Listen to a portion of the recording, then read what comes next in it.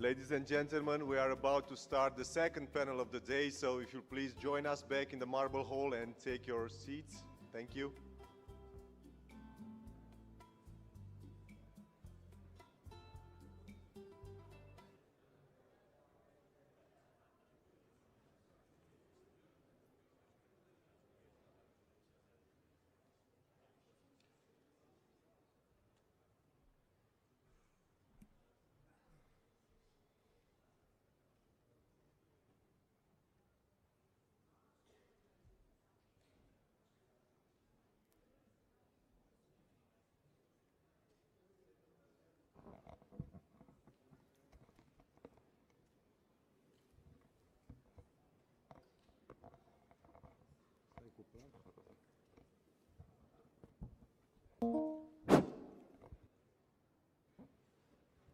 There are seats available in the fourth row as well, so please take them.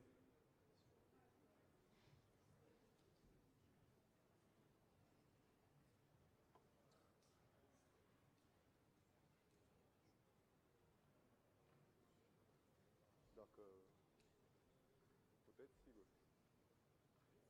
Dacă vreți să mai scurtați, nicio problemă. Dacă vreți să mai lungiți.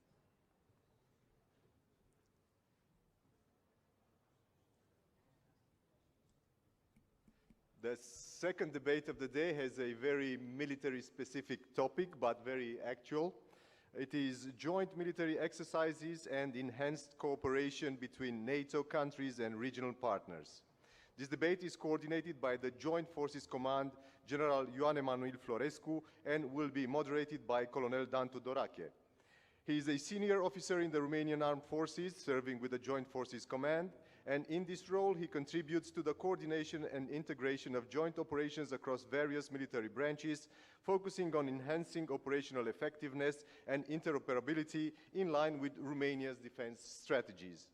Known for his expertise in strategic planning and joint force operations, Colonel TUDORACHE plays a key role in ensuring the readiness and cohesion of Romanian military forces for both national defense and multinational missions, particularly within the framework of NATO and other international partnerships. Colonel TUDORACHE, the floor is all yours.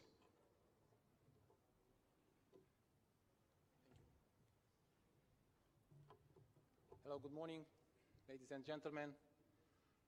I hope you all enjoying our panel. It is a pleasure for me to welcome you, and also it is a pleasure to moderate this panel discussion with our four distinguished guests, Rear Admiral Marinică, MUSTâng ţEA, Brigadier General Eleftherios, KALLES, Brigadier General Peter Glass, and Major Brian Ladd. We are all aware about the importance of the joint military exercises. The exercises remain an integral part of NATO deterrence and defense posture, since military training is an essential requirement to maintain the readiness level of alliance and improve the interoperability.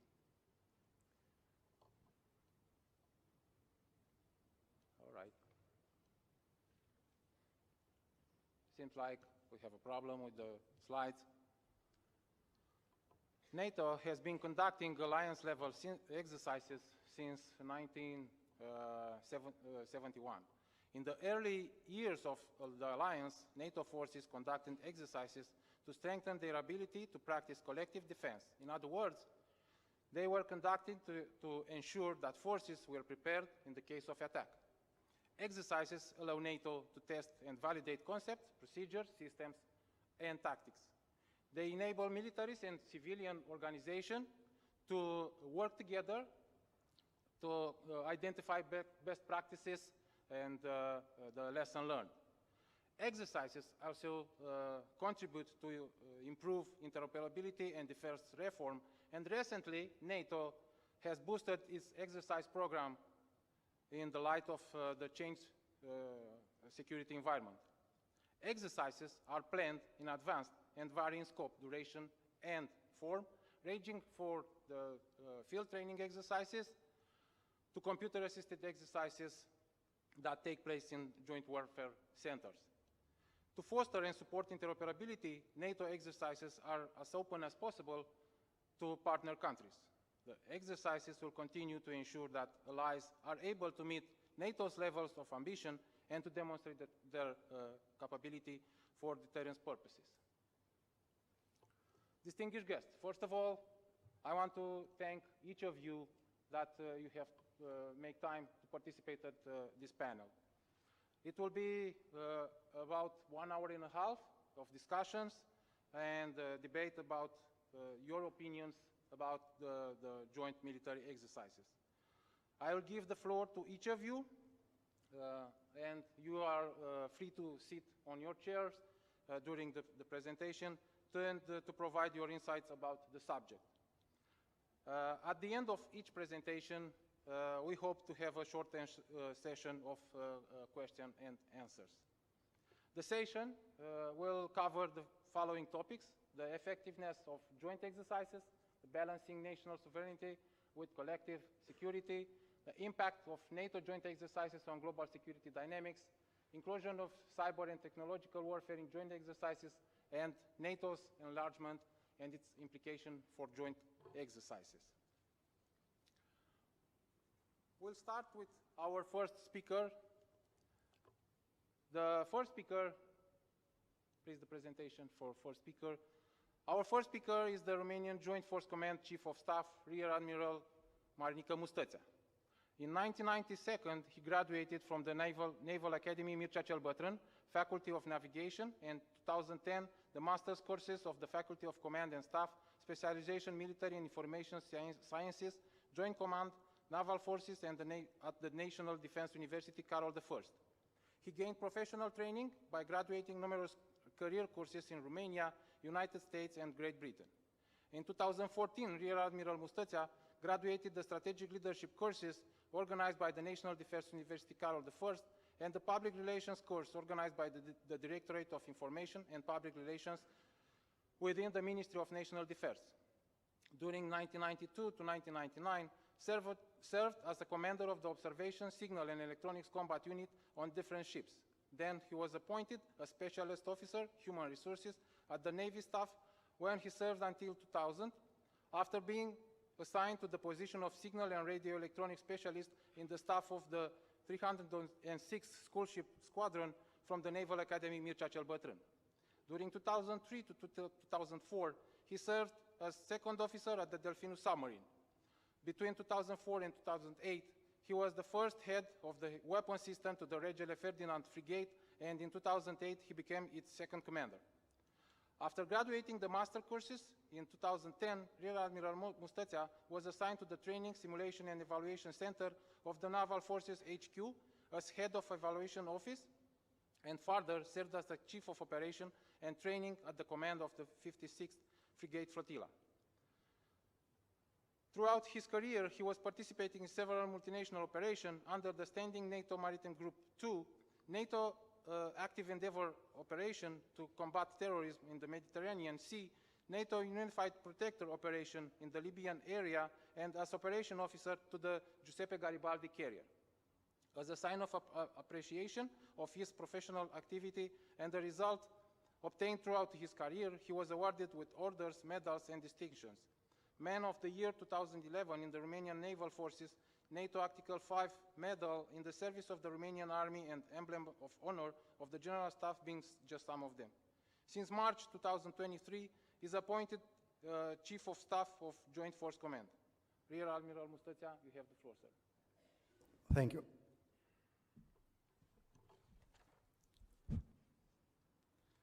Good afternoon, generals, officers, ladies and gentlemen, dear colleagues. It's an honor for me to be the first that will speak for this panel, and it's a great pleasure to kick off this panel. We are already here a joint team, right? Navy, Army, and Air. So I will start my presentation with a, let's say, rhetoric question. Why does NATO need exercise? For a simple reason, because we have to prepare for war during the peacetime.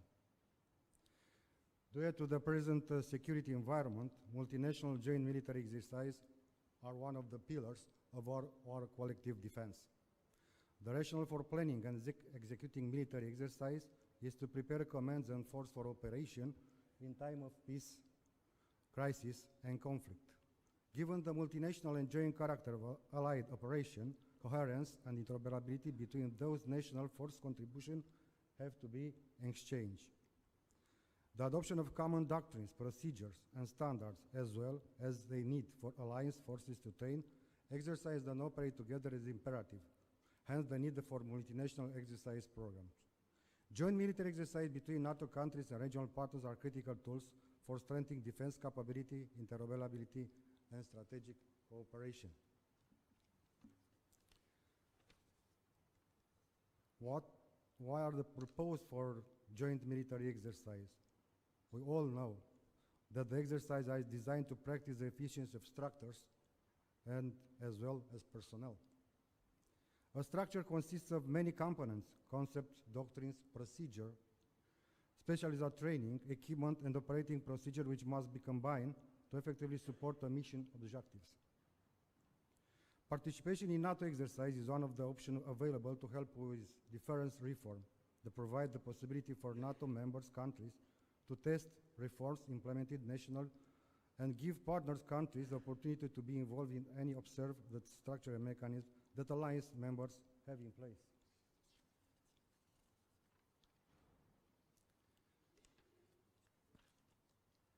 What are the benefits of joint military exercise? Simple reason. I focus here only on some of them that I consider very important to bring in your attention. Like interoperability is very important because demonstrating enhancing and coordination among army forces with different standards and equipment, different procedure and doctrines, ensuring that they can work seamlessly together in peacetime and crisis operation as well. Readiness. Maintain high levels of preparedness to respond quickly to emerging threats, whether they conventional or hybrid. Capacity building, assisting regional partners in modernizing and professionalizing their military forces. Testing and evaluating capabilities. Joint military exercises offer a platform for nations to test and develop their military capabilities in a realistic and challenging environment. Through this exercise, allied forces can identify strengths and weaknesses along them to address any gaps in their readiness and response capabilities. Strategic partnership, strengthening diplomatic and military ties between NATO and key regional actors, fostering collaboration on a range of security issues. Deterrence, demonstrate military capabilities and cohesion to deter potential adversaries and reinforce NATO's collective defense posture. At the end, I want to bring in your attention some aspects regarding the Romanian forces in joint military exercise, like I am one of the representatives of the structure that I commend. During the last 20 years, since Romania is to NATO, the structure of the Romanian forces have participated in training events both on the national territory and outside in over 1,900 multinational exercises planned conducted by NATO or by NATO members at tactical, operational, and strategic level. The forces participating in the exercise carry out outside the national territory amount to a number of more than 9,000 military participants and approximately 8,000 equipment from air, navy, land, and special operation. Approximately on the territory was exceeded the number of 2,000 participants in the 30,000 equipment. As you can see, the level of ambition grew up every year, starting with the participation in small tactical exercise to taking part in many operational and strategical exercises when were evaluated or tested C2 concepts. Came to the end, I want to focus on the Romanian GFC plans, leads and synchronized joint military exercise according with the Romanian Chief of Defense direction and guidance. The exercise design are related to the objective, priorities, and principles.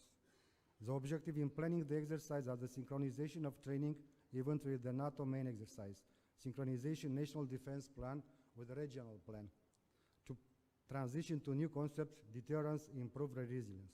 As principle to plan and conduct the exercise I will mention a realistic scenario in multi-main domain operation.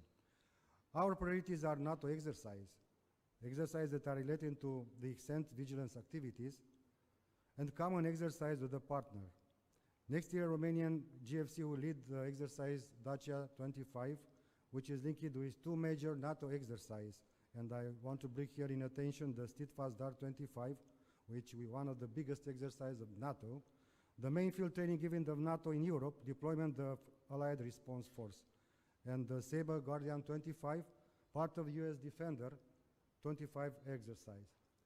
Taking consideration the wars that we have in very close proximity, I think to practice and to prepare during the peacetime, the joint exercise, it's a very good and the main tool in order to provide the commands a good structure to exercise and to fight with our allies. Thank you very much.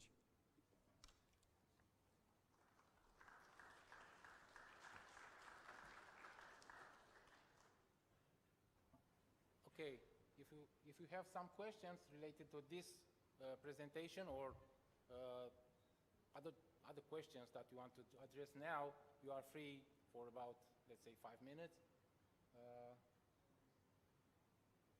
If not, I could have a question for each of you if you want to express your opinion about that. Are traditional military exercises enough to address emerging challenges like cyber warfare and terrorism?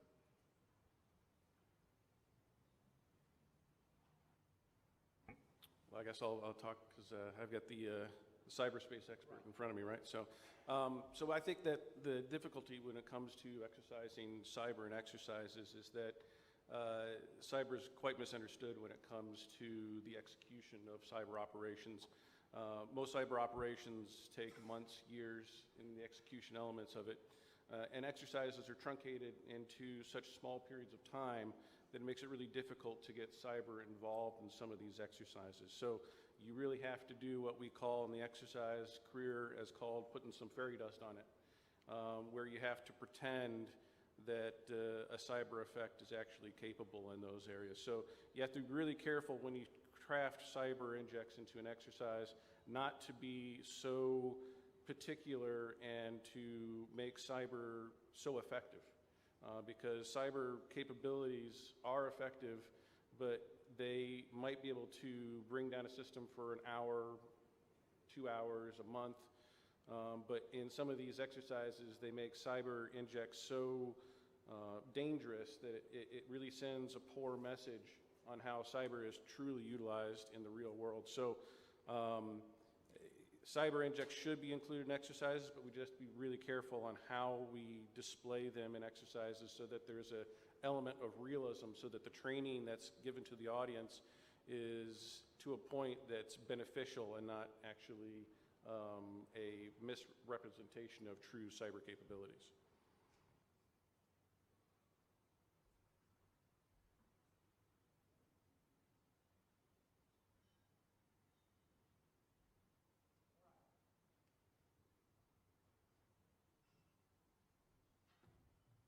We'll move to our next speaker from the Multinational Corps Southeast. Here is the Deputy Chief of Staff for Planning, Brigadier General Eleftherios KALLES. Brigadier General KALLES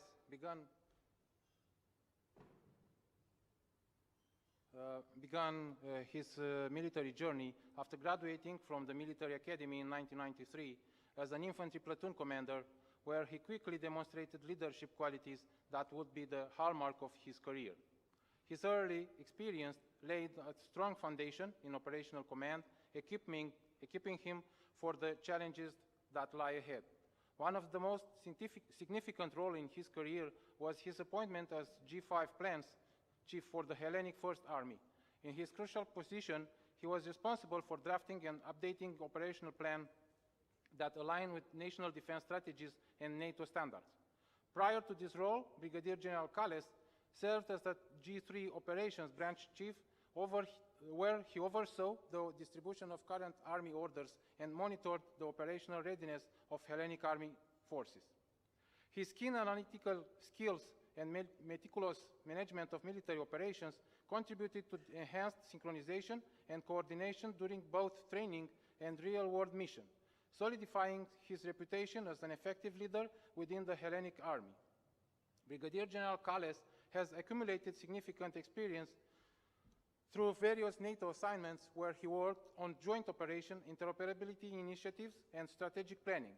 His tenure in NATO has provided him with deep insights into alliance dynamics and operational frameworks, further enhancing his ability to navigate complex multinational missions. He has played crucial roles in exercises and initiatives aimed at strengthening the cooperation between member states, reflecting his dedication to collective defense.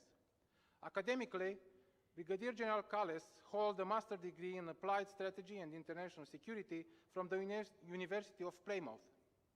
He also graduated from the Hellenic National Defense College when he further honed his strategic military insights. Additionally, he earned a diploma from a law university in Greece, enhancing his legal experience and understanding of the complexity involved in military operations and international law. His military education includes participation in numerous advanced leadership and training programs, which have provided him with a comprehensive understanding of strategic military operation and management. With over 35 years of dedicated service to the Hellenic Army, Brigadier General KALLES has gained extensive experience in military operation and institutional cooperation. His efforts reflect a steadfast commitment to achieving peace and security, demonstrating the importance of collaboration in addressing global changes. Brigadier General KALLES, you have the floor, sir. Colonel, thank you so much.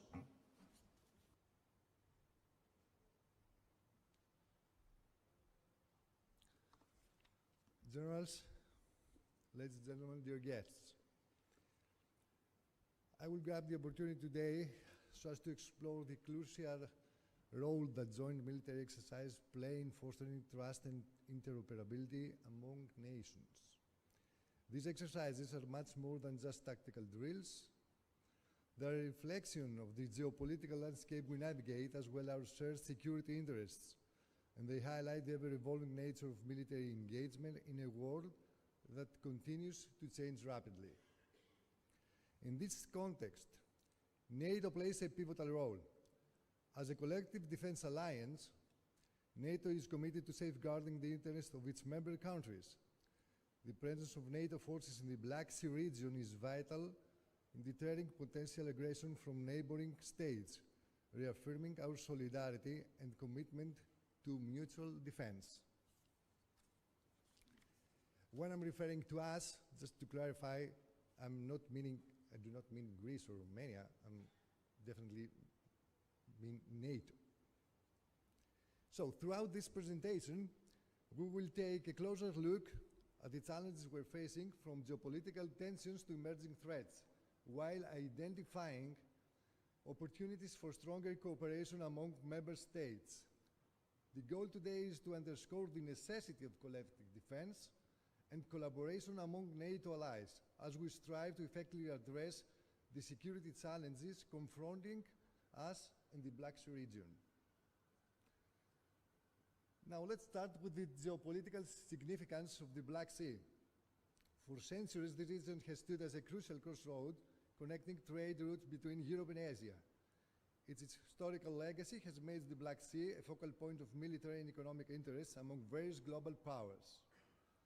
Then, moving on to the post-Cold War dynamics, which began in the early 90s, we witnessed a dramatic transformation of the geopolitical landscape. The dissolution of the Soviet Union brought about new independent states emerging from the former Eastern Bloc. The monumental shift fostered new alliances and redefined security dynamics within the Black Sea region. Then we had the NATO expansion. We saw NATO begin its eastward expansion in the late 90s, welcoming several former Eastern Bloc nations and Soviet republics into its alliance. This expansion emerged from a collective desire for security and stability, as these countries aim to deter potential aggression in a rapidly changing environment. However, the situation took a significant turn with Russia's annexation of Crimea in 2014.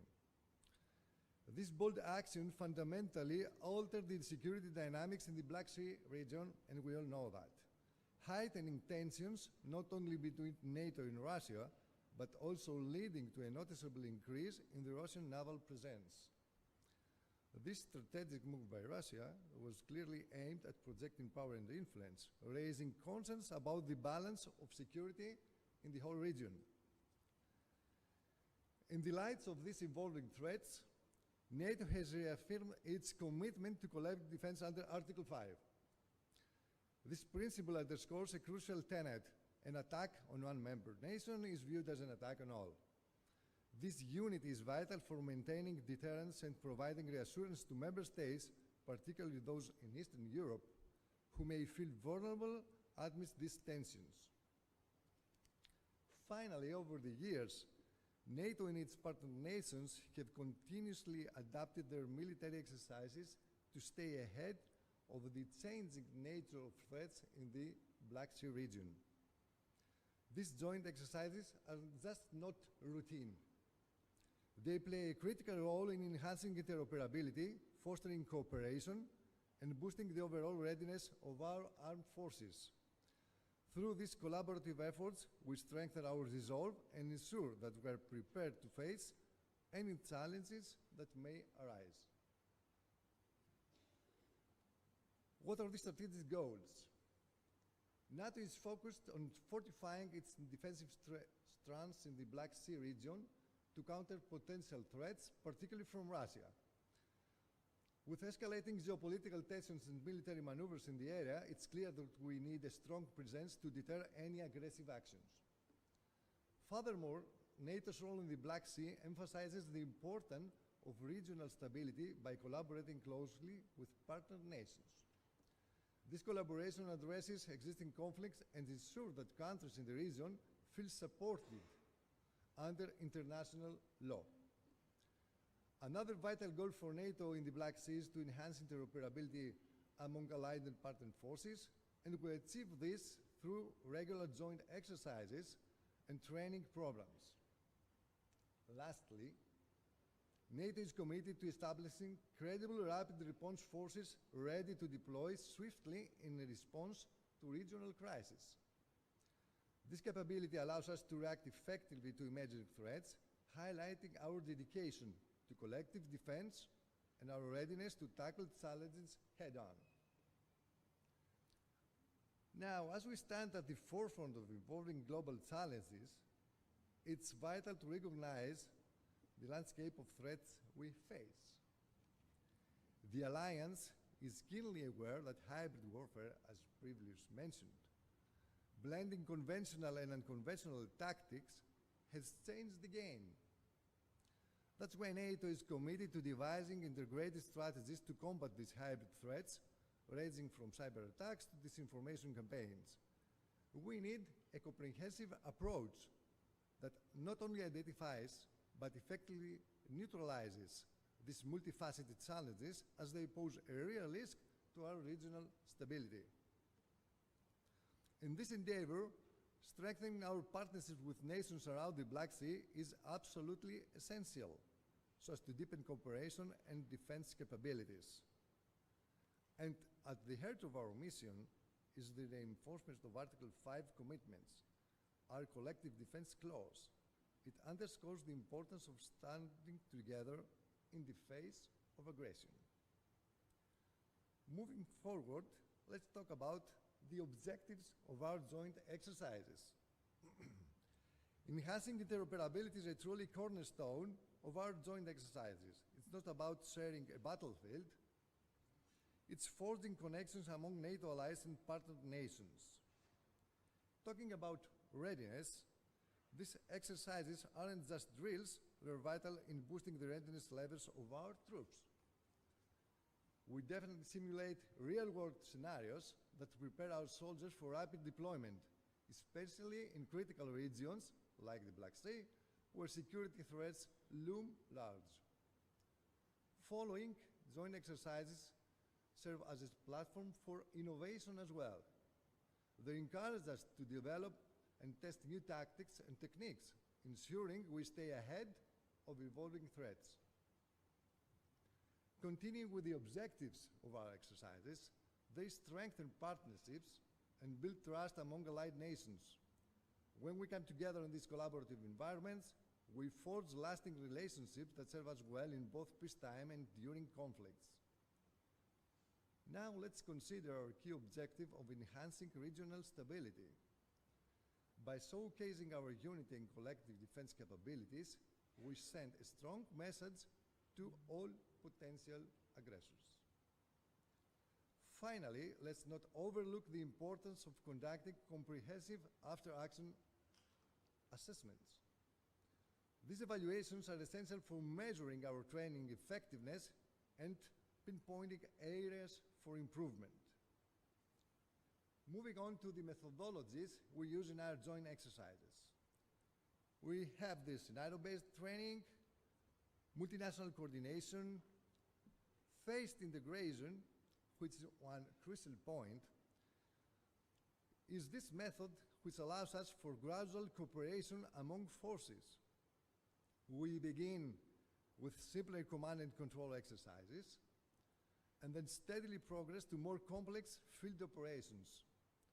This step-by-step progression builds confidence and proficiency across all participating nations, allowing us to tackle increasingly challenging scenarios with assurance.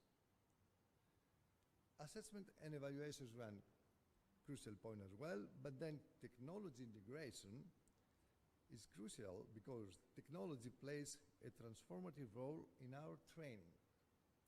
Incorporating advanced technologies such as drones and simulation tools enable us to replicate modern warfare dynamics effectively. This integration prepares our forces for hybrid threats where conventional and unconventional tactics converge. Embracing technology ensures that we are not just ready for today's battles, but also for the evolving landscape of warfare. Moving forward, we should highlight the significance of cultural awareness. Training in cultural and linguistic skills is essential for effective communication within multinational forces. And then finally, we have the joint after-action reviews that after each exercise, we gather to analyze performance and share insights. Now, of course, there are challenges and limitations as well. Let's start with one of the primary challenges we face. It's geopolitical tensions. The ongoing geopolitical tension in the Black Sea region and the increased military presence from Russia significantly complicates our ability to conduct joint exercises. It's true. As we navigate these heightened tensions, it becomes clear that we must approach our planning with caution and strategic foresight, ensuring the safety and effectiveness of our operations while remaining adaptable to an evolving landscape. Resource disparities, we should not hide from that. It's important to recognize that not every country has the financial capacity to invest at the same level in defense. The variation can limit participation in joint exercises, creating a gap that ultimately affects our overall effectiveness and readiness as an alliance. Bridging this disparity will be key to ensuring that every member can contribute fully to our collective security efforts. Interoperability issues, we all heard about that, is one critical concern. Our forces utilize a mixture of equipment, communication systems, and operational doctrines. This diversity can potentially lead to friction in joint activities. It is vital that we prioritize training designed to enhance our ability to work together effectively despite these differences. By doing so, we can ensure that our collaborative efforts are not hindered by compatibility issues. It's the political will then, which is not part of my speech now, and then the logistical constraints. We must confront the logistical constraints, dear guests. The organization and execution of joint exercises come with their own set of complexities. Limitations in infrastructure, particularly in some host countries, can pose significant obstacles to our operations. To overcome these challenges, we need effective planning and resource allocation, ensuring that all logistical aspects are well coordinated and efficient in the same time. The role of collaboration in fostering a cohesive defense framework in the Black Region Sea is crucial. This collective approach is more than just a strategy, it's a necessity in today's security landscape. Now let's start with the importance of strengthening our collective security. By enhancing collaboration among NATO allies as well as regional partners, we can establish a unified force ready to address shared threats. Now moving on to joint military exercises, these play a pivotal role in promoting interoperability, as previously mentioned. Regular bilateral and multilateral exercises not only develop teamwork among our forces, but also improve tactical coordination. Equally vital is our engagement with non-NATO partners. By strengthening defense ties with these nations, we enhance overall regional resilience. Another key element is intelligence sharing, something that we never think of. Establishing joint intelligence effort is essential for our defense strategy. By sharing real-time information and conducting coordinated threat assessments, we can respond effectively to emerging threats. This collaboration not only keeps us informed, but also helps to mitigate vulnerabilities before they escalate into significant issues. And finally, let's reflect on our commitment to stability. A secure and stable Black Sea region benefits all nations involved. Our dedication to fostering stability does more than protect our individual interests. It promotes peace and encourages cooperation among neighboring countries. Now, moving forward, how can we assess the effectiveness of our joint exercises? Starting with the first point is the objectives alignment. It's vital that the objectives of our exercises are in line with our strategic military priorities. When we establish this alignment, we can focus our efforts on the most pressing challenges. As previously mentioned, interoperability, I'm not going to elaborate more on that, after action reviews, and then operational readiness, which is an important factor that we must consider thoroughly.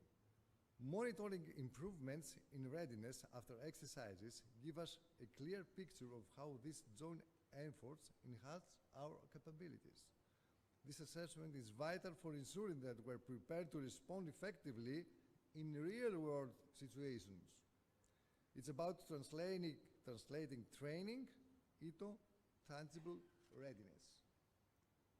Regional impact. We must evaluate the broader regional impact of our exercises. Understanding how these activities influence stability and security dynamics in the region is crucial. This evaluation informs our strategy for future cooperation. It helps us maintain effective deterrence and enhances our regional partnerships. Now I would like to elaborate even more on the hybrid warfare that my colleagues definitely knows much more than me. So this concept is increasingly relevant in today's security environment, especially for NATO and Romania. Firstly, and please correct me if I'm not mistaken, hybrid warfare is characterized by the integration of conventional military tactics with unconventional approaches, such as cyber attacks, disinformation, and other forms of asymmetric warfare. So these methods aim to exploit vulnerability in opponents, making it a complex challenge for defense strategies. So what are the challenges for NATO? NATO faces significant challenges. Hybrid warfare necessitates greater coordination among military branches, intelligence agencies, and civilian sectors as well. Now, how about Romania? Romania, due to its geographic location, is particularly vulnerable to hybrid threats. This highlights the urgent need for enhanced security measures, especially concerning critical infrastructure and energy security. Being on the front line means that we must be vigilant and prepared as well. So our strategic position requires us to invest not only in military readiness, but also in safeguarding social resilience against various forms of manipulation and attack as well. To address these challenges, NATO has developed strategies that focus on intelligence sharing and enhancing cybersecurity across member states. This is a collective effort which is vital to ensure information flow and readiness among all allies. Additionally, fostering public security and resilience is crucial to ensure that societies are not easily swayed in misleading information and propaganda. We need an informed public that can discern fact from fiction, that is in linchpin in our defense against hybrid warfare. So, joint exercises play a vital role in preparing for hybrid warfare. They allow NATO allies to simulate various hybrid scenarios, which helps improve our readiness and interoperability. So, moving forward to the insights from various key stakeholders, let's take a moment to consider the insights from NATO officials. They emphasize the critical role of joint exercises in enhancing interoperability among member states. Military leaders have a different perspective. We hear a strong advocacy for increased participation in multinational exercises, because these activities are essential not merely for training, but for building trust and fostering collaboration among forces from various nations. The voices of defense analysts offer critical perspectives on the efficacy of these joint exercises. They highlight how such activities are indispensable in identifying emerging security threats. Through these exercises, we can effectively test our responses to a variety of scenarios and adapt our strategies accordingly. Government representatives advocate for initiatives that promote regional stability through structured military cooperation. Local community leaders underscore the significance of fostering strong partnership between military forces and the communities they serve. They argue that these relationships are fundamental to enhancing societal resilience. When communities feel engaged and supported by military initiatives, the overall atmosphere of cooperation flourishes. So transparency in military exercises is essential, as it builds public trust and demystifies the intentions between these operations. By clearly communicating the objectives and benefits of military activities, community leaders can ensure that local populations remain supportive and informed as well. Now, as we turn our attention to the vital subject of enhanced cooperation, it's essential to emphasize the importance of joint exercises. First and foremost, we could elevate the frequency of joint military exercises specifically tailored to address the security challenges we face in this region, talking about Black Sea region. By conducting more frequent exercises, we allow our forces to develop a greater level of readiness and adaptability. Next, to strengthen our collaboration, we must focus on enhancing interoperability training. This initiative should include targeted programs centered around joint command structures and communication systems. Another critical component of effective collaboration is the establishment of robust channels for intelligence and information sharing, as previously mentioned, and then incorporate hybrid warfare scenarios. Lastly, an important aspect of our strategy involves actively engaging with non-NATO regional partners. By strengthening this partnership, we broaden our collective security efforts and enhance the overall security network in the region. In addressing civil-military relations, which is a crucial part, it's essential that we focus on enhancing collaboration between military and civilian authorities. Effective communication truly becomes the cornerstone of successful joint exercises. So by building strong relationships and ensuring that all parties understand their roles, we can streamline operations and overall readiness. Next, we must consider the importance of involving civil sectors in our exercises. Engaging local governments, non-governmental organizations, and community leaders is crucial because their insights can provide invaluable context regarding regional security challenges and civilian needs. Now let's talk about public awareness. It's an element that plays a significant role in fostering trust and transparency. It's imperative that we educate the public about the objective of our joint exercises. By clearly communicating the purposes and benefits, we can demystify military activities, encouraging community buy-in and support.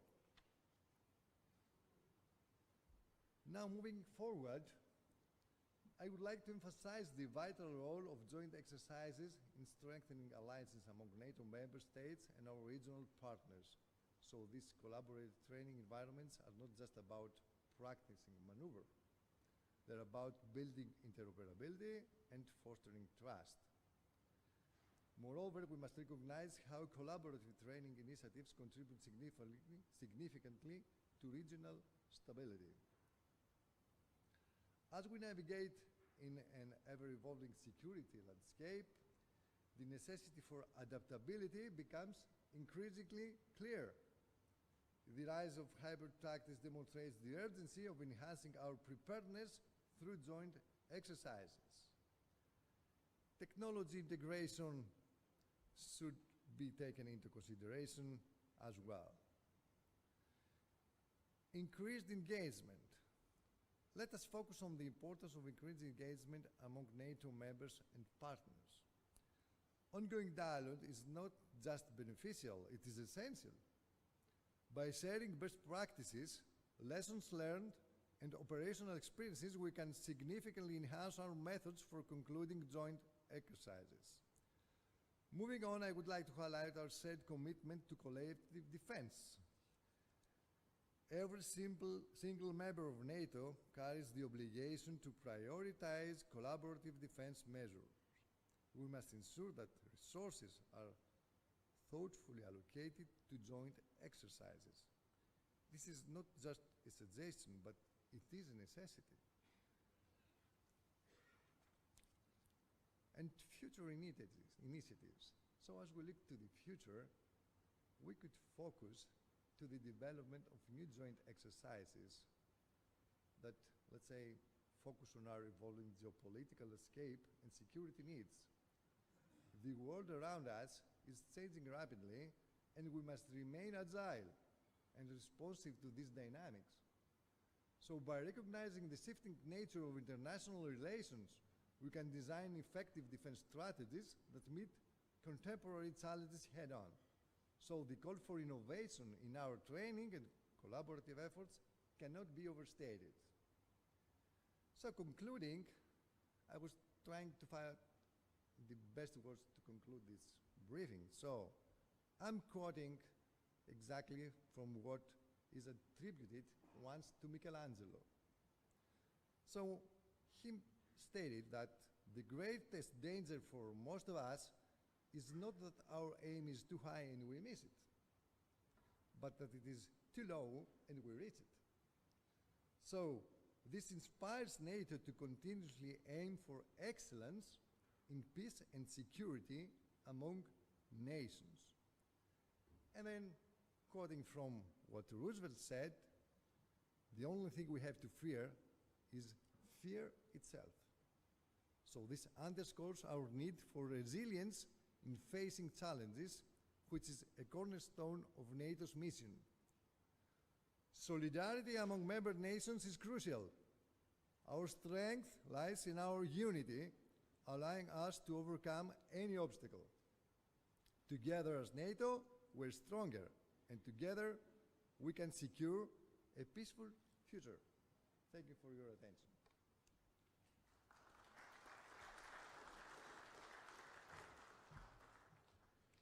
Brigadier KALLES, I think it was thank you for the very insightful presentation. I think all the audience listened very carefully about this and enjoyed the presentation. Our next guest is the Deputy Commander of 1st Cavalry Division, Brigadier General Peter Glass. Brigadier General Peter C. Glass was commissioned in 1997 as an infantry officer from the Citadel. His first assignment was with the 3rd Infantry Division at Fort Stewart, Georgia. He served as a rifle platoon leader, battalion adjutant, and company executive officer in 3rd Battalion. In 2001, Brigadier Glass graduated from the Infantry Captain Career Course and subsequently assigned for 18th Airborne Corps as an operation officer and deployed to Afghanistan. Brigadier Glass then branch transferred to armor and was assigned to 3rd Brigade Combat Team, 1st Cavalry Division at Fort Hood. His position was an assistant S3, and after this, he was assigned as a company commander. After his command time, Brigadier Glass was assigned to the National Training Center as an observer controller, where he earned the master's degree from Webster University in Management and Leadership. In 2009, Brigadier Glass graduated from the College of Naval Command and Staff at the Naval War College in Newport, earning a Master of Arts in National Security and Strategic Studies. He served as an operations officer and executive officer, both at battalion and brigade level. Following his time at Fort Carson, he performed as an instructor and later assistant professor at the Command and General Staff College at Fort Leavenworth.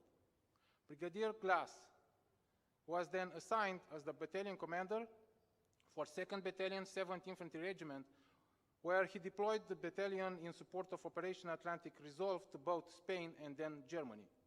2017, Brigadier Glass attended Senior Service College at the National War College, earning a Master of Science in National Security Strategy, and completed the Cybersecurity Leadership Concentration Program from the College of Information and Cyberspace.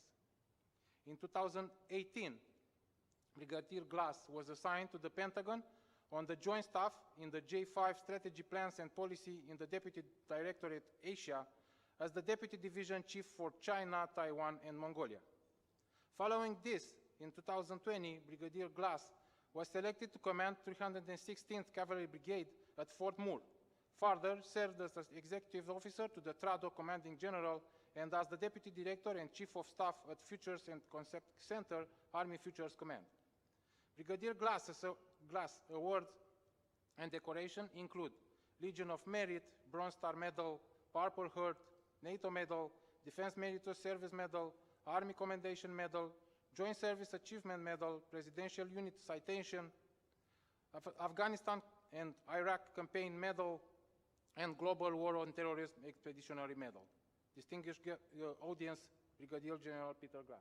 Sir, you have the floor.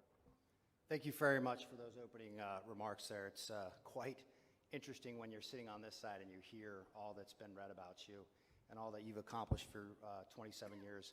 But most importantly, what was not in the opening remarks is my National War College classmate, Ovi, is sitting right in the front row. So it's always good to come back to Romania and see colleagues and friends that you've established so long ago.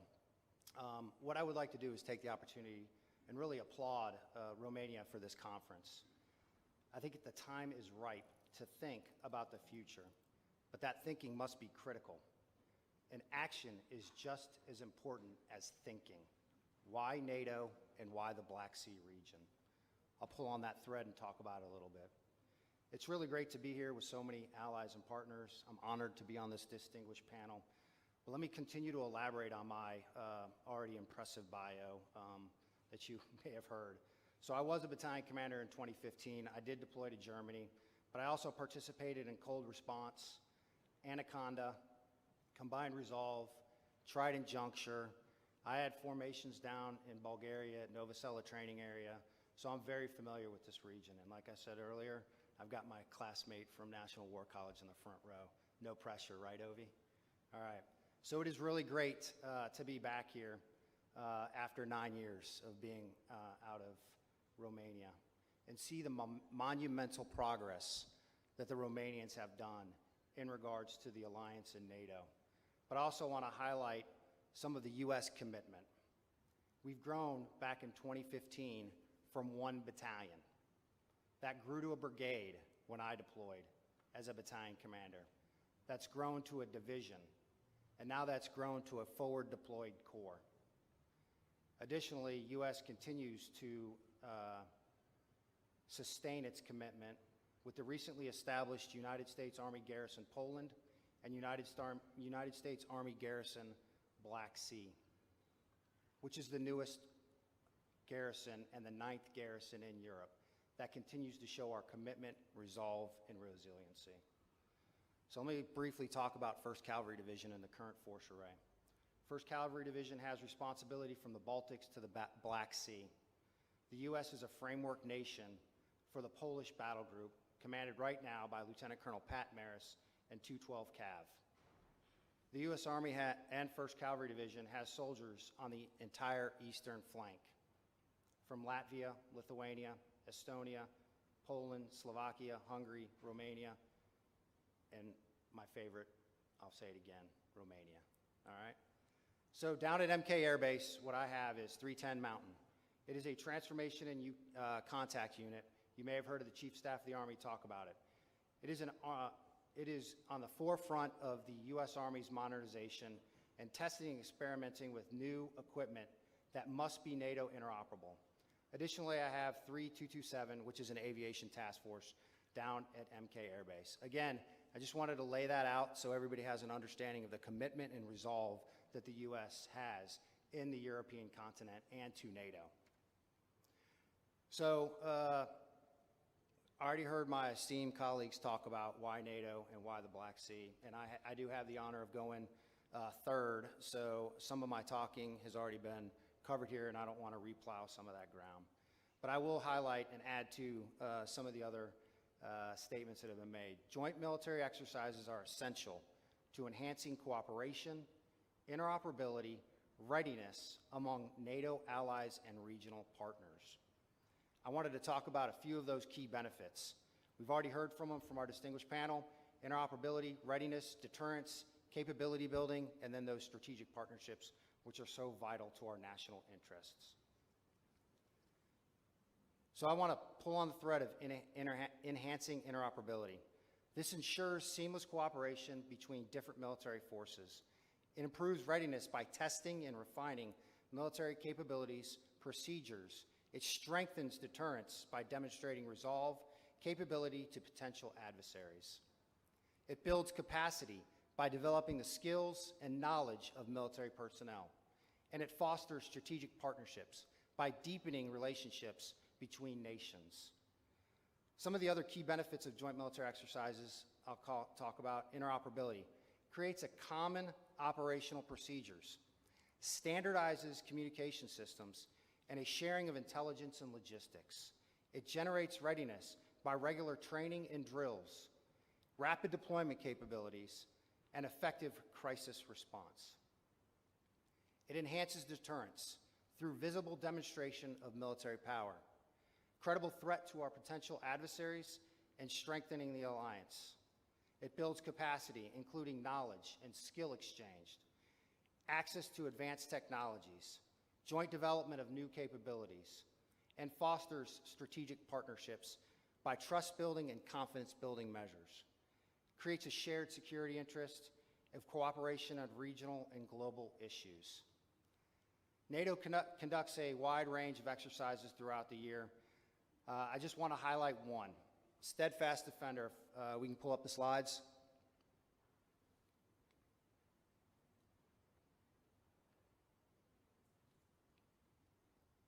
And And slides. All right, let's see. All right, so really what's the main takeaway from this? Just look at this combat power that participated in Steadfast Defender. What does that send to our adversaries? What does that say about NATO's commitment and resolve? 80 air platforms, 50 ships, 1,100 combat vehicles, 90,000 troops from 32 NATO allies, representing all branches of service. I could go on and on about the exercises, the commitment, the participation, but that's not really what we're here to do. We're here to talk and hear other people's ideas. So the last thing I'm going to lead you with is an appetizer or a dessert, baba ganache. So what we'll hit you with is, these are the upcoming NATO exercises and activities, as well as allied national exercises and activities in the year of 2025. I think the key takeaway of that is, why do we do these? What does it achieve? What will it achieve?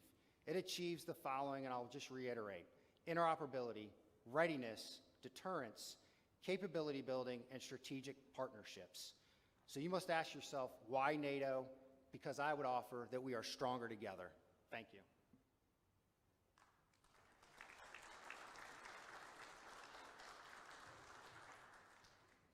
Thank you, General.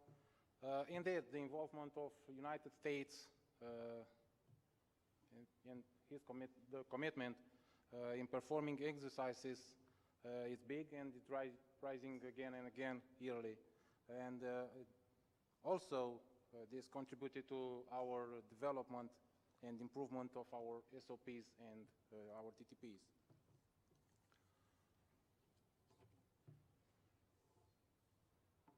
Moving to our last speaker, we are also honored to have here the Joint Air Power Competence Center, SME, Cyber and Space, Major Brian Ladd.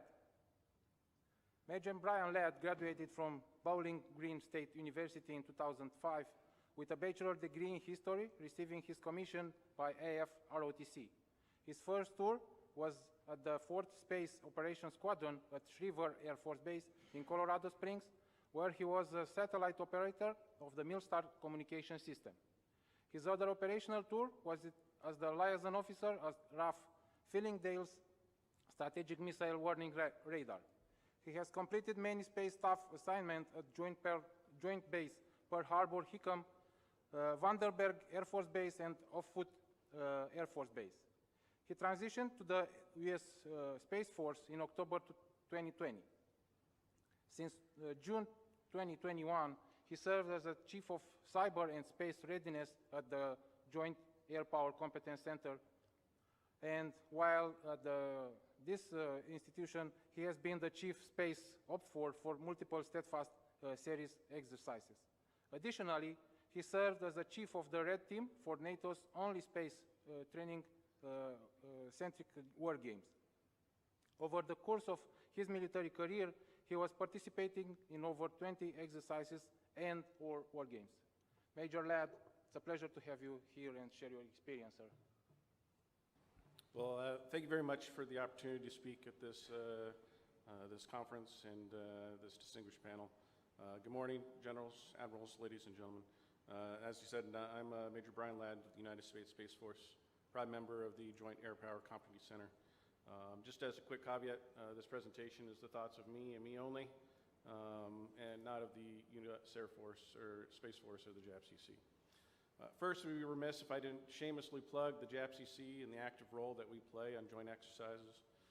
On December 2012, the JAPCC and the Joint Warfare Center signed a letter of agreement. The JAPCC would support the JWC, the support matter experts for exercises executed by the JWC. Ever since, the JAPCC has acted as the OPFOR for air, space, and cyberspace. The JAPCC supports Ramstein Ambition, Steadfast Deterrence, Dual, Loyal Data, and Calcar Sky as the air OPFOR. Cyberspace supports Steadfast Series and Loyal Data. The JAPCC has also been the lead for space OPFOR up until 2022. In 2022, a new space COE located in Toulouse, France, was accredited. Therefore, now they assume the role as the space for OPFOR, but the JAPCC is still involved in all aspects of space planning and execution of the steadfast and loyal LADA exercises. One of the greatest parts in the exercises for the JAPCC is that we get to play the bad guy. This is also a blessing, but could also be a curse, because it requires us as the SMEs to know both what the adversary, be an expert for them, but also be an expert on what the blue side has to offer. We also have to know, it requires where we need to push in terms of where the weaknesses are, where we believe that the leadership should develop important lessons learned. We believe that in a near-peer adversary, such as Russia, and potentially someone further east, is going to know where to push and where that role of the OPFOR is critical to attaining the correct lessons learned, for which the reason why we exercise. All right, so now that I'm a space SME, I want to now focus on why space and exercise in war games is critical to ensuring that NATO can succeed prior to and after the flag is raised, aka Article 5. I'd like to begin with a story. Once upon a time in a land far, far away, well, Hawaii is kind of far away from Romania, there existed an exercise called Terminal Fury. The year was 2010, and the evil space aggressors were called upon to cause mass confusion to a U.S. command ship called Blue Ridge. For days, the evil space aggressors relentlessly jammed the PNT as position, navigation, and timing, and SATCOM links of that C2 ship. What did that C2 ship do? Well, like any good IT professional, they turned it off, and they turned it on again. Well, no luck, obviously. They unplugged wires, and they plugged them back in again. No improvement, of course. They decided that the only solution that they needed to do was to order new parts. But obviously, the system was not broken. But of course, we know what the problem was. And all they needed to do was to recognize that perhaps the jamming was the cause and to submit an EMI report to the Joint Space Operations Center, now called the Combined Space Operations Center, located at Vandenberg Air Force Base. Now, this occurred more than 14 years ago, and I am not insinuating that nothing has changed in the realm of EMI awareness. What I am suggesting is that even 14 years later, we don't do enough live space jamming in our exercises, which opens up operators today to have a reoccurrence what happened 14 years ago. All right, on 11 January 2007, China's anti-satellite test opened the eyes of the international space community, sending a message that space was no longer a free and open domain, but instead a warfighting domain. Currently, there exist more than 670,000 objects, 1 centimeter, and 29,000 objects greater than 10 centimeters. Keep in mind that a single paint fleck almost penetrated 4 panels of hardened glass on the International Space Station. Adversaries have recognized that the reliance that NATO nations use their space capabilities and have dedicated kinetic and non-kinetic capabilities to contest and deny access to our space capabilities. An example of this would be the Kryzhuka 4, which is a nasty Russian asset that's been employed in the current conflict in Ukraine that jams both the SHF and the UHF capabilities of our unmanned aircraft. The future of war will be fought within the electromagnetic spectrum. The desire to avoid warfare casualties will increase the need for unmanned air, land, and sea capabilities, all of which will use the electromagnetic spectrum, but also will require the use of space effects. Space is increasingly congested, contested, and operationally limited environment, and will continue to be so as NATO moves forward with multi-domain operations. More than half of the 9,000 active satellites orbiting around the globe are owned and or operated by NATO nations. However, it is important to note that NATO does not own or operate, nor does it intend to own or operate their own satellites. This data point, in addition to understanding of the importance of space integration, plays into the plays into the reason why space was recognized as the 5th and newest domain in 2019 during the London Summit. In January 2022, NATO published an overarching space policy, expressing its intent to integrate space into its core functions and facilitate interoperability among its allies. One of the key elements of this was how space is integrated in training and exercise. To date, space will be involved in 8 exercises in 2024. To me, that's a good start, but it's not good enough. That number should be 100% of exercise should include space. In the next NATO summit at The Hague, the overarching space policy will shift to phase 3, where they aim to have space involved in education and training in all of NATO. They want to have an exercise and a war game dedicated to solely space. And they want to finalize the creation of the Combined Force Space Component Command to be the focal point for all NATO space actions, requests, and intelligence gathering. Through the NATO Space Operations Center, any NATO nation can make a request for data, products, and services from space. In 2026, during Steadfast Duel, space will be the secondary training audience to prove the concept of these space focal points to deliver space capabilities to the nations that request them. Now I want to transition to a little bit about Ukraine and how space has been utilized, or then more likely how space has been taken away from the capabilities.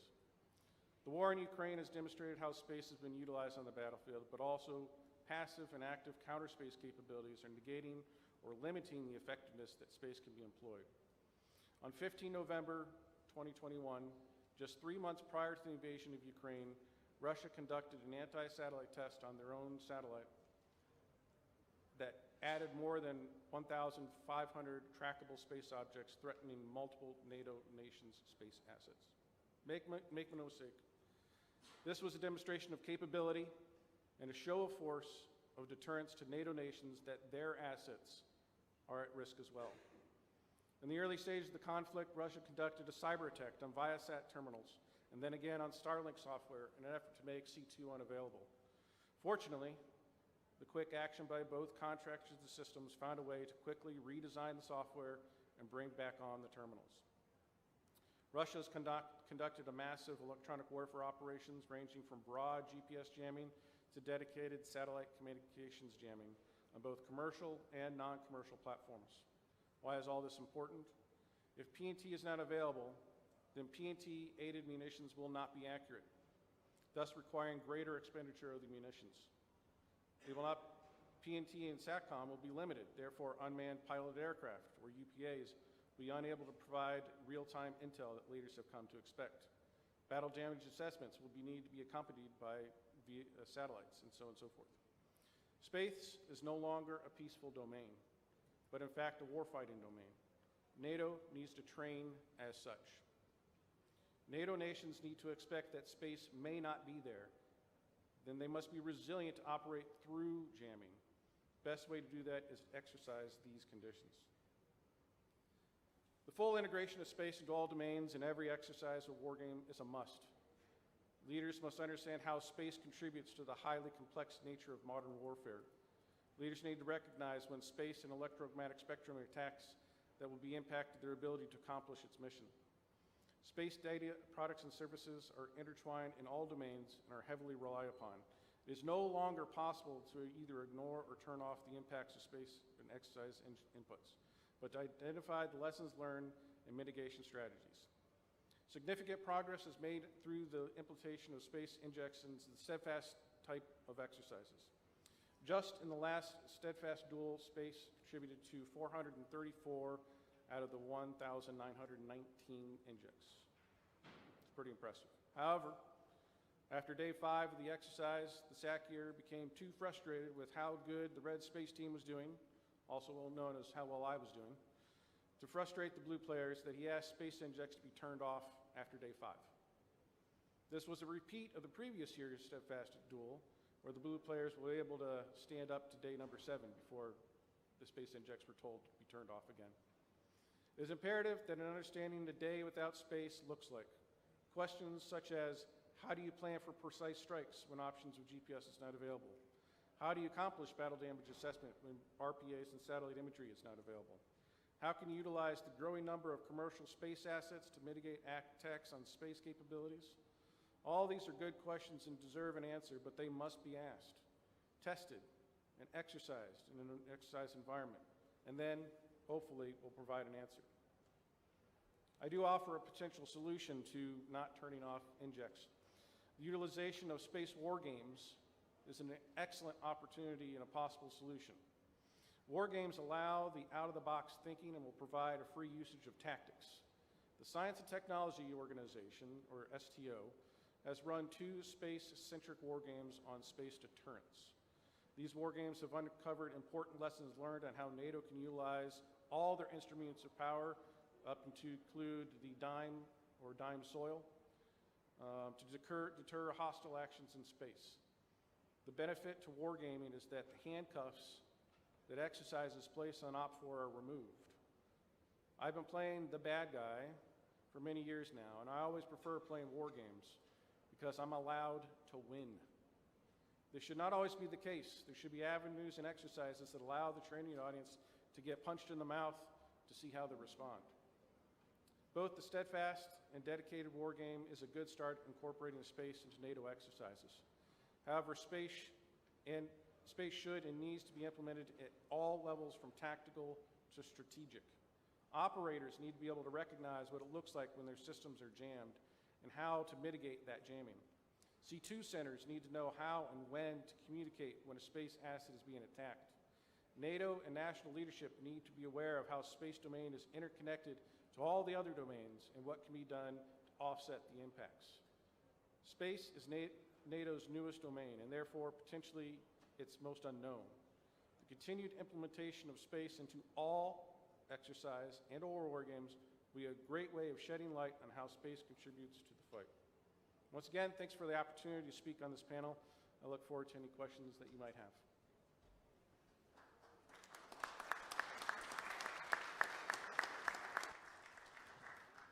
Major Lab, thank you for sharing this information about this new brand new war domain. We can confirm that together with my colleague, because we have a lot of colleagues here from the Romanian Joint Force Command, we just participating at the Steadfast Duel, and we can confirm the importance that it's provided to space and cyber during the exercises, and I think it's very good. If you have questions, remarks, please, sir. Thank you very much. I'm Brigadier General Istrate Bogdan, a Defense Brigade Commander. For our honorable guests, it's not exactly a question, but in that context with Ukraine, for all military people in all military world, we pay a lot of attention of this conflict. Can you have a very short considerations about one particular aspect of the planning and executing joint exercises in relation with lesson learned, lesson identified from Ukraine? Which aspect of this planning and executing joint exercises will be changed, will be improved in a relevant way, in your opinion, in a major and relevant way? Thank you.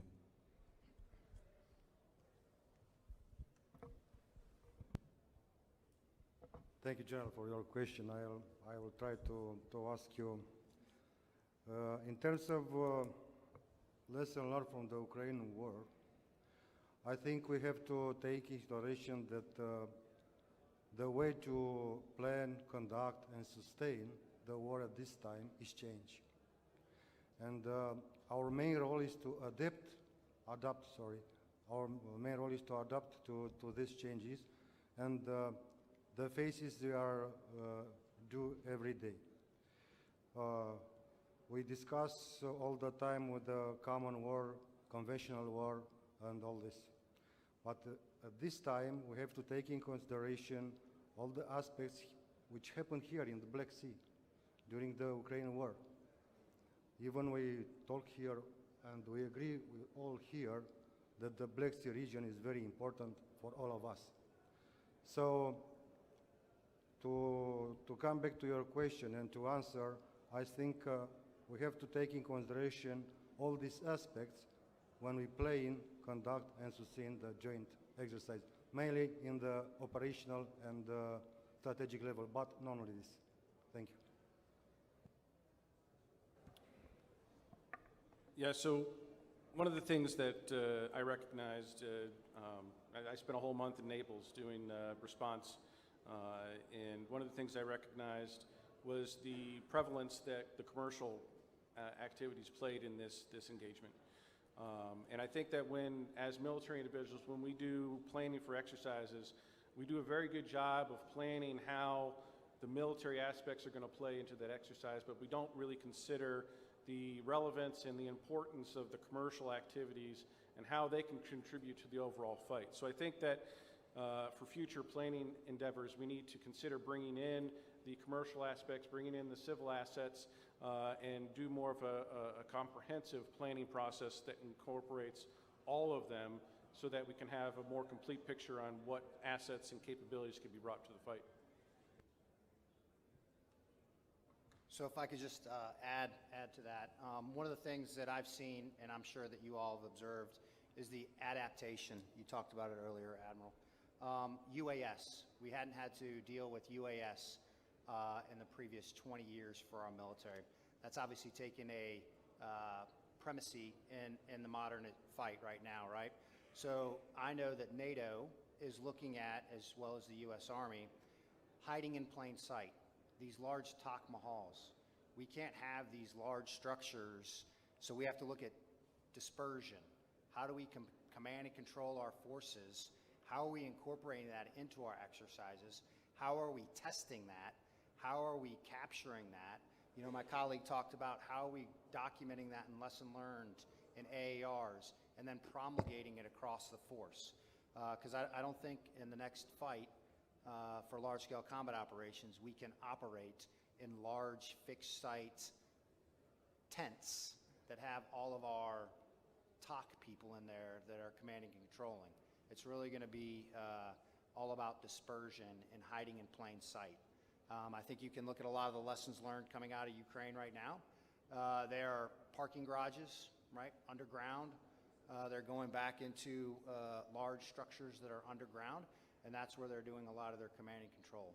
And then, you know, obviously Star Shield and Starlink and that commercial network, we have to leverage our commercial partners to assist in that technology because they are able to rapidly advance more quicker than NATO, right?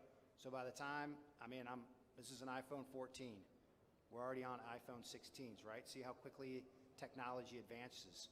And I know that the United States military and the Army is specifically looking at that with that transformation and contact that I talked to earlier with 310 Mountain. They are giving them all kinds of robust capabilities, not only from commo, cyber, UAS, counter-UAS, LASSO. I mean, there's all kinds of technology that will be at Combined Resolve 25-2, that will, with 11th Armored Cavalry Division from the Polish, will be providing HICON for that. So there's a lot of opportunity there for testing and experimentation. So that's it. So if I may add one more comment on your question, it's much more than incorporating lessons learned in our joint exercises. Incorporating lessons learned in our joint exercises is one point of view. Then we have to go back to our plans, because if something happens, it's the plan that we're going to follow. So we have to incorporate the lessons learned into our plans, align our plans with NATO strategy, and then come back and have a joint exercise which will show how much we can do. That's all. Yeah, because we are running off time, you have the last question, sir. Okay, thank you. It's Brigadier General Kadir Çelik from Turkish General Staff. I'm Strategy Director. Can you please put Brigadier General KALLES presentation on the screen, please? Then I will explain what I want to. The fifth slide, please. Technicians, please put the presentation of General KALLES. Thank you. The fifth one. And the fifth slide.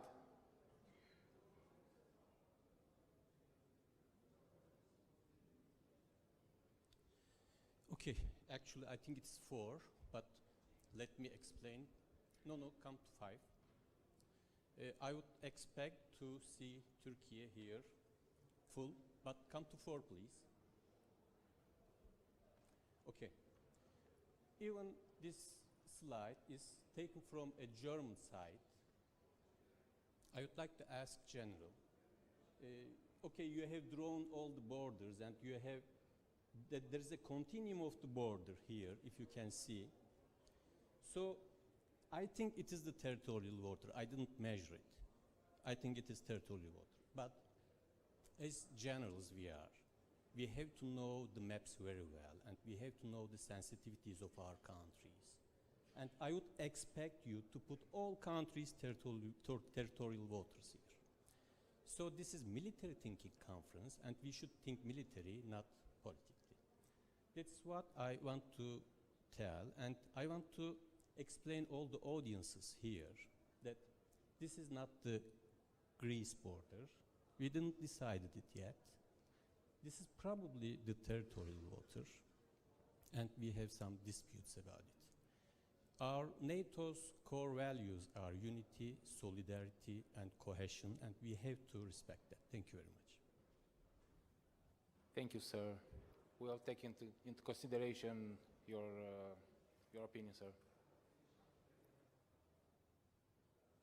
Okay, then, I will jump with the conclusion. Let's say, we consider that the joint military exercising, and I hope that you agreed, and all the presentation was in that direction.